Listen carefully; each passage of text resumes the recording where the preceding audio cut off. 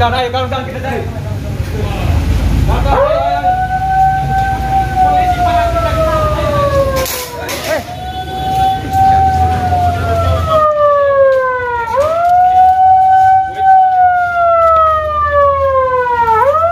Apakah pantas seorang hakim yang mulia ya mengeluarkan pernyataan bahwasannya korban adalah seorang preman yang di mana dia tidak memang bukti itu, kan begitu? Masa iya dia mengatakan bahwasannya kejadian seperti itu sering terjadi dan ini merupakan preman atau preman ya? Keputusan belum final. Kenapa majelis hakim mengatakan seperti itu? Apa bukti yang dipegang oleh hakim ketua sehingga dia mengatakan seperti itu? Memang secara fakta saya pun turut mendengar statement-statement hakim yang dalam tanda kutip ya terkesan ada keberpihakan atau ada kejanggalan ataupun mungkin berpotensi melukai hati keluarga dan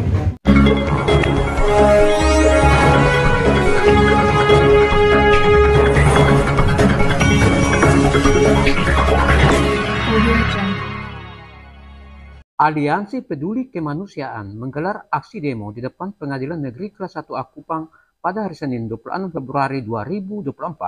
Aksi yang dilakukan aliansi berkaitan dengan pernyataan dan sikap Ketua Hakim Forensik Katarina Esa pada saat memimpin sidang kasus pembunuhan di depan kampus Unkris Kupang yang menewaskan Roy Bole dengan tersangka Martin Konai CS. Pada tempat yang sama, kuasa hukum keluarga korban Paul Betan Esa meminta hakim ketua agar lebih menjaga tutur kata saat memimpin sidang. Selamatkan barisan! Hidup mahasiswa! Hidup rakyat! Merdeka! Merdeka! Pada saat ini terjadi saling dorong-dorong antara masa aksi dengan aparat di depan kantor Pengadilan Negeri Kupang. Kita dapat melihat bahkan terjadi saling dorong-mendorong.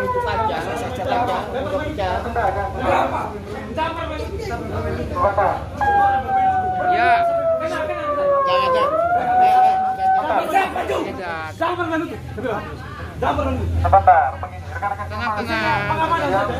Pengamanan. Begini, perlu saya sampaikan kepada publik bahwasannya rekan-rekan kepolisian itu mengamankan bukan menghalangi, oke? Perlu saya tegaskan sekali lagi, rekan-rekan kepolisian sesuai dengan konstitusi, rekan-rekan kepolisian adalah mengamankan, bukan menghalangi. Kami di sini merupakan hak kebebasan menyampaikan berpendapat buka umum juga dan dijamin oleh konstitusi. Ya, tidak ada siapapun yang boleh menghalangi kami di sini.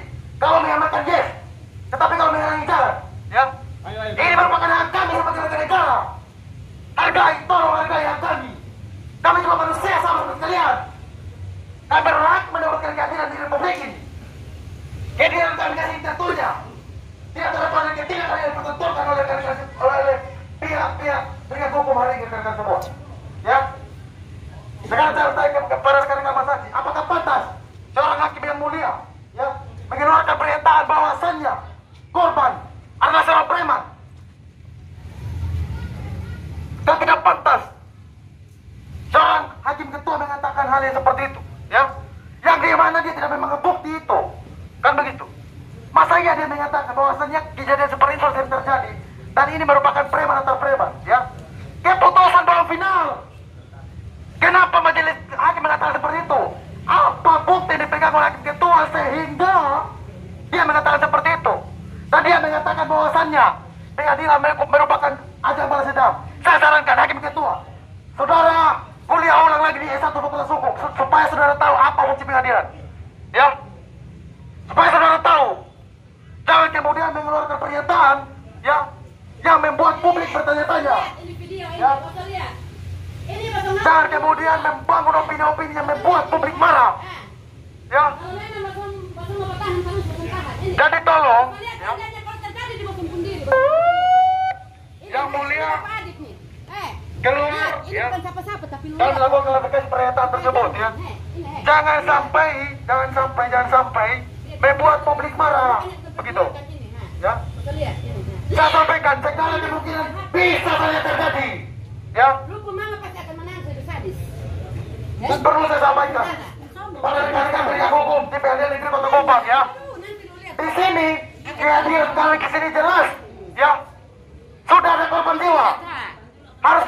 kami. Almarhum meninggalkan orang istri dan anak yang masih kecil. Di mana moral dan nurani Anda? Hakim ketua merupakan seorang perempuan. Seadanya saja hal ini terjadi kepada yang bersangkutan. Apa yang akan terjadi, saudara-saudara? Siapa yang akan menafkahi anak-anak yang masih kecil? Tolonglah, di kasus seperti ini pakai moral dan nurani Anda, ya. Bagaimana mungkin seorang hakim ketua yang membuat publik bertanya-tanya, yang membuat publik marah? Hal seperti ini tidaklah patut dicontohi dan tidak tadi oleh seluruh warga negara. Hancur hukum di negeri ini kalau sekelas hakim ketua mengatakan hal seperti itu. Yang katanya yang mulia, wakil Tuhan di bumi, tapi melakukan pernyataan yang menyesatkan.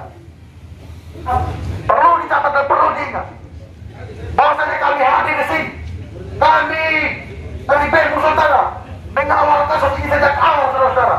Ya, masih ada orang-orang yang peduli akan keadilan di negeri.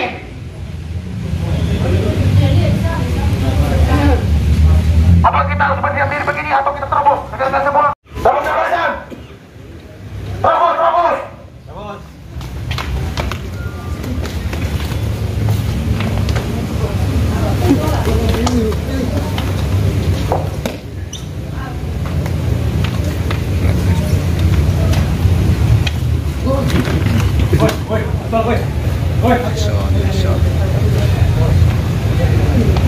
Kerja lagi.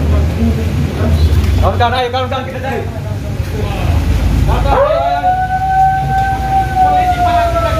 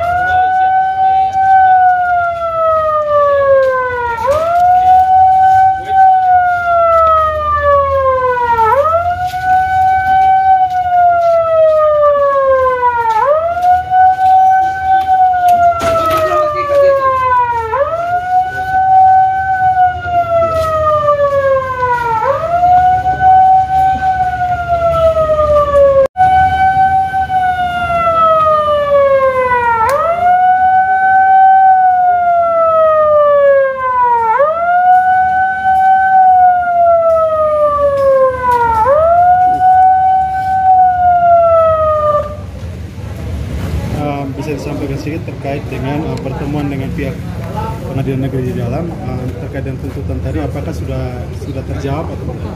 Baik, terima kasih rekan-rekan media semua yang sudah hadir meliput agenda kami hari ini. Perlu dapat saya sampaikan ya hasil pertemuan dengan wakil ketua pengadilan negeri Kupang ya, yang mulia Bapak Agung tadi ya. Kita berkaitan dengan tuntutan kita ya, dapat saya sampaikan beliau mengatakan kita tidak bisa bertemu langsung dengan Ibu Hakim Ketua dikarenakan keterbatasan karena kode etik ya, kode etik yang tidak boleh terdakwa maupun korban tidak boleh bertemu langsung dengan keluarga. Nah, berkaitan dengan pernyataan daripada Hakim Ketua akan ditelusuri lebih lanjut ya, dan akan disampaikan ke majelis Hakim Ketua akan disampaikan ke Ketua Pengadilan Negeri Kota Kupang dan akan disampaikan melalui humas ya, sesuai dengan kode etik kita tidak keluarga tidak bisa bertemu langsung dengan mereka, karena itu ada bidang humas yang akan menyampaikan pada itu. Jadi kita juga menunggu ya hasil daripada Ketua Pengadilan. Kita berharap ya persoalan ini bisa dibuka secara terang benderang dan bisa menerangkan kepada publik apa maksud dan tujuan daripada Hakim Ketua mengatakan pernyataan seperti yang dituntut kita. Ada waktu Pak? Kalau untuk rentan waktu sebelum hari Senin minggu depan, pastinya sebelum hari minggu depan beliau akan berorasi dengan Ketua Pengadilan. Mungkin terkait dengan bisa disampaikan sini terkait dengan aksi hari ini seperti apa, lalu ada beberapa poin tuntutan dari teman-teman aliansi dan itu tadi dari dalam juga belum memberikan kejelasan kapan untuk menjawab tuntutan. Terima kasih. Mungkin lebih tepatnya teman-teman aliansi yang mengklarifikasi itu, tapi tentunya kami sebagai kuasa hukum keluarga atau kuasa hukum almarhum juga terus berkoordinasi. Teman-teman aliansi pun sering menginformasikan terkait update aksi mereka seperti apa, atau berdiskusi tentang update kualitas sidangnya seperti apa. Kalau saya secara pribadi mungkin mengomentari terkait realita persidangan yang kebetulan saya juga pernah dihadirkan sebagai saksi, dan saya juga menonton atau mengikuti jalannya persidangan beberapa kali, khususnya dalam hal pemeriksaan saksi. Memang secara fakta saya pun turut mendengar statement-statement hakim yang dalam tanda kutip ya terkesan ada keberpihakan atau ada kejanggalan, ataupun mungkin berpotensi melukai hati keluarga, dan termasuk di dalamnya kami, saya sebagai kuasa hukum, saya sebagai sahabat almarhum, sebagai keluarga. Jadi mohon dengan adanya aksi hari ini mungkin yang telah dilakukan oleh teman-teman aliansi dan juga dikawal oleh teman-teman media dalam hal peliputan atau pemberitaan, saya mohon majelis hakim yang terhormat yang mulia lebih bisa menjaga tutur kata, sikapnya ketika memimpin sidang, karena sangat disayangkan bahwa majelis hakim yang memegang palu yang nanti menjatuhkan vonis berperilaku atau bersikap atau mengeluarkan kata-kata yang menyakitkan seperti itu, otomatis kan secara tidak langsung menghilangkan garansi kepercayaan baik dari keluarga maupun kami kuasa hukum dan masyarakat luas tentunya. Mungkin yang ingin saya tambahkan dan saya tegaskan lagi, sebelumnya sudah pernah juga saya tegaskan berkali-kali di media bahwa yang pertama, satu, tanah itu bukan tanah sengketa, itu adalah tanah Ibu Mira Singgi, terdaftar di kantor pertanahan Kota Kupang dengan nomor sertifikat 5449. Bisa di cross check, teman-teman juga bisa meng-cross check langsung ke Badan Pertanahan atau ke kantor pertanahan Kota Kupang. Kedua, kehadiran almarhum jelas sebagai sahabat mau menjemput saya, tidak ada kaitan dengan pengawasan material. Terus yang ketiga, faktanya adalah yang datang membawa sajam, yang datang bawa gerombolan massa adalah dari pihak sebelah. Dalam hal ini berdasarkan video sempat diucapkan oleh salah satu saksi, yaitu Ini Pandu, bahwa dia hadir di situ diminta oleh Ferdinand Konai dan Martin Konai. Ini itu videonya juga sudah banyak beredar, kesaksiannya pun juga ada. Saya pun membenarkan itu karena saya ada di lokasi seperti itu. Jadi prinsipnya adalah saya melihat sangat-sangat janggal bahwa yang disomasi adalah pihak lain, tapi yang datang pihak lain. Itu yang paling, apalagi membawa senjata tajam, melakukan pengejaran, pembunuhan secara brutal seperti itu. Dari masa aliansi memang mereka mengambil langkah untuk mengkritisi atau memperjuangkan hak korban dengan cara seperti itu. Kalau kami kuasa hukum tentunya dengan saluran hukum yang ada, kami juga akan ambil langkah dan sudah berlangsung.